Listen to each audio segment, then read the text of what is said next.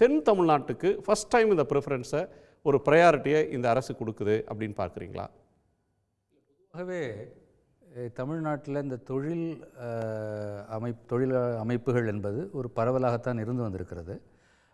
ஆனால் குறிப்பாக இந்த ஐடி செக்டார் வந்தபோது இது அதிகமும் சென்னையை மையமிட்டிருந்தது. இப்போ இந்த தொழில் ரீதியான தொழிற்சாலைகள் தென் மாவட்டங்களுக்கு நோக்கி செல்வது என்பது நீங்கள் சொன்னது மாதிரி ஒரு சமச்சீரான ஒரு வளர்ச்சிக்கு உதவும். இல்லை என்றால் எல்லாவற்றையும் நாம் தலைநகரத்தில் வைத்து கொண்டிருந்தால் தலைநகரம் அதற்கு ஏற்ற வகையில் தகவமைக்கப்படவில்லை. ஆகவே மற்ற பகுதிகளில் இருக்கிற மக்களையும் அது போய் சென்றடைய வேண்டும். அந்த வகையில் இது தென் தமிழ்நாட்டை மையப்படுத்தி இந்த தொழிற்சாலைகள் வருவது என்பது மிகவும் வரவேற்கத்தக்கது.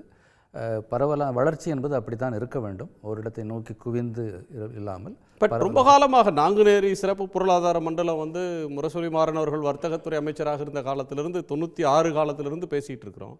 ஆனால் என்னவோ காரணங்களால் தூத்துக்குடி, திருநெல்வேலி, அந்த சிவகாசியை தாண்டி ஒரு தொழில் வளர்ச்சி வரலையே. அது இந்த தொழில் வளர்ச்சி நாம் இப்போ தமிழகம் ஒரு வளர்ந்த மாநிலமாக இருக்கிறது. அப்போ நமக்கு தேவையானது என்பதை விட உலகத்திற்கு தேவையான பொருட்களை உற்பத்தி செய்ய வேண்டியவர்களாக நம்ம இருக்கிறோம். அப்போ தான் நம்ம அடுத்த கட்டத்திற்கு போக முடியும். எப்படி சீனா உலகின் தொழிற்சாலையாக மாறியதோ அதை போல் இந்தியாவிலே தமிழகம் அப்படி ஒரு நிலையை நோக்கி சென்று கொண்டிருக்கிறது. அப்போ அதற்கு உலக அளவில் இருக்கக்கூடிய சந்தை வாய்ப்புகளை நோக்கி நாம் போக வேண்டும். அதற்கு தமிழக அரசு மட்டுமல்ல, ஒன்றிய அரசும் அதை நோக்கி செல்லுகிற போது தான் அந்த வாய்ப்புகளை நாம் பெற முடியும்.